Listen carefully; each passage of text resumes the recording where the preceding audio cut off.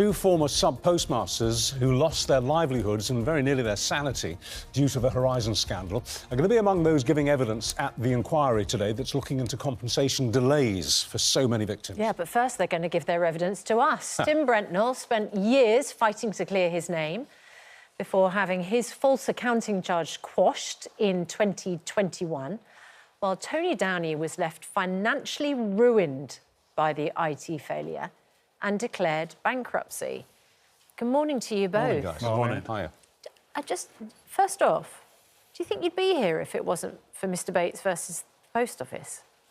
No, it really took that drama to bring home to people the human cost of this scandal and sort of push this big wave of support behind us. And yet you've been fighting this since 2005, almost 20 years. Yeah, well, I bought my post office in 2005 and Yes. was convicted by the post office in 2010. Mm-hmm. And then found Alan and his group in late 2011, and so spent over a decade, you know, trying to get my name cleared. You start in late 2005 is when you first noticed the small shortfall. Yeah, very small ones to start with. How much? The post office never balanced to zero. There'd be shortfalls of maybe a couple of pounds, maybe up to £50. So you just used to take that money in or take it out to make it balance every month. Right. Eventually, what did the shortfall end up costing you? Well, I By paid... the way, this wasn't a shortfall at No, all. it was an imaginary It's an figure. imaginary one. It's Yeah. a complete error, computing IT error for which you were blamed, Yeah. and cost you... £22,500, which I had to pay back because they demanded I did or I'd be charged with theft. How did you get the money?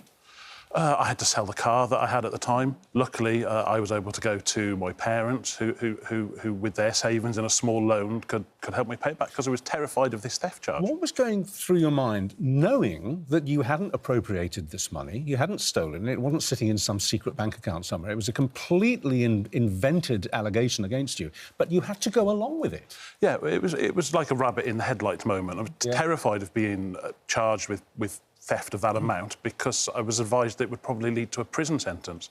So you just paid it back to try and avoid...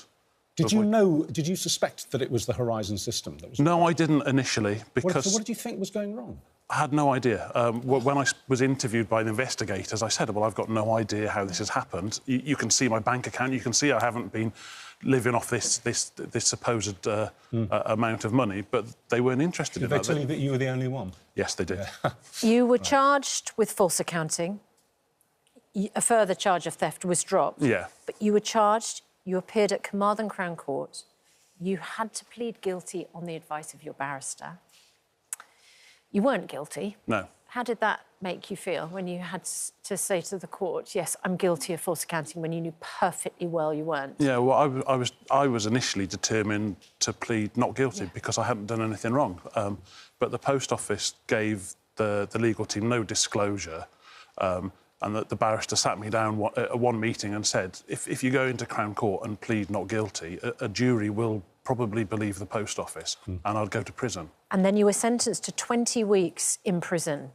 That was suspended for 18 months. You had to carry out 200 hours of unpaid community work. Yeah. What about the local shame? Yeah, that was the hardest part, because you tried to say to people, well, I haven't done anything wrong. Well, why did you plead guilty Yeah, then? exactly. Yeah, yeah. Tony, as you listen to this, I mean, you're in a similar situation, more money, though, and you felt you had to leave the country. Yes, shame was so similar bad. situation. We had quite a profitable retail side, so we could afford to pay money in. So we bought in 2001, and we had shortfalls from the day. They were small, 50 up to 200, and we kept putting this money in, excuse me, assuming maybe I wasn't doing it quite right. Eventually, we put £36,000 into the business. I had one audit where I was suspended. I was given the option, it was a £3,000 shortfall. I was given the option, I could pay it back by 4:30 that day, or the shop would close. So we went to the bank and we borrowed money, and we came back paid the money, and then I was reinstated. The stress of that day, going to the bank and asking for that amount of money, must have done your head in. It was... I really thought it was me. I really thought... Well, you were screwing up. I was doing it wrong. This is what I was told. I was offered more training. They were saying, you're doing something wrong. So I got a warning after that if I had any more shortfalls of over £1,000, the post office would be closed. So from then on, I started to hide the shortfalls. By paying money in? Just put the money in. The final one of £7,000, we had no money left. We'd used our credit cards, our savings, we'd borrowed money. We had to sell a business. And did they tell you you're the only one? They never, but they told me it was me. Right. They said to me it was you or my staff. And did you suspect the Horizon system at all at any point? Never. There was no option. It was... The only options given were that it was you or your staff. Or you're stealing it. Or you're stealing it. Yeah. You went bankrupt. We did, yeah. You had a nervous breakdown. Yep. And have you worked since?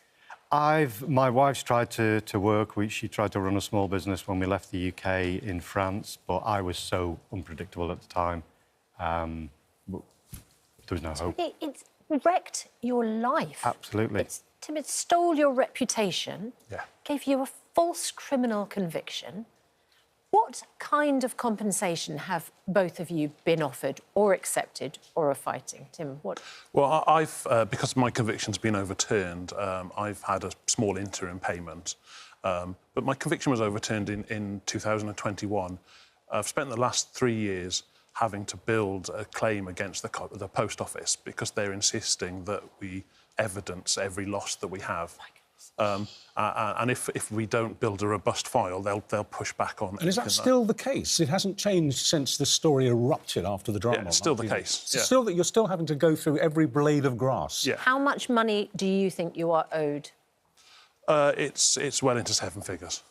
Right. Because I was in my late 20s when I was prosecuted. I had maybe 40 years of business ahead of me, 40 years of lost earnings as a postmaster, plus the retail side of the business that was ruined as well. It's not just the money that you lost that you kept paying into a totally flawed system. It's the compensation you need for what you've been through. There are two kind of separate elements to this. Yeah. Being paid back what you've been wrongly taxed, as it were. Yeah. But also then getting the "we're so sorry" money as well. Well, people keep saying that they could say this word compensation, and, you know, for me, it's let's start by giving us the things that you took from us. Yes. The money, the business, the income that we've lost. And we can talk about compensation after that.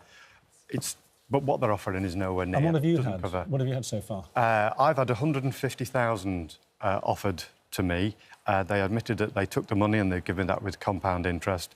They offered me 2 years' salary and £10,000 as an apology. And what do you make of that?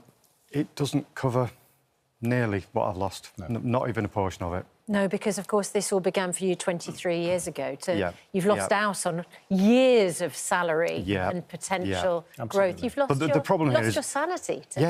But the post office won't admit that. They won't admit they made me bankrupt, that taking £36,000 from me had any effect on my business. They won't accept it had any effect on my health. Well, how are you feeling about giving evidence today? Are you looking forward to your moment? Yes. Yeah. It's nice that people are listening to us now. Yeah. So you don't feel nervous, you just feel determined? No. I've spent over a decade trying to get people to take notice of this. So it's great that people are finally listening to us. Yeah.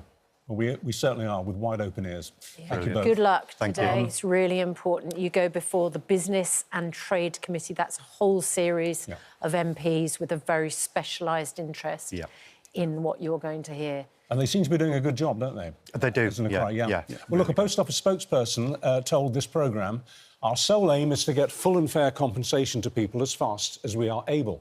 Almost £125 million in settlement offers have been made to claimants and late applicants to the Horizon Shortfall scheme so far, with the majority agreed and paid." Well, that cuts no ice with people like you, does it? No.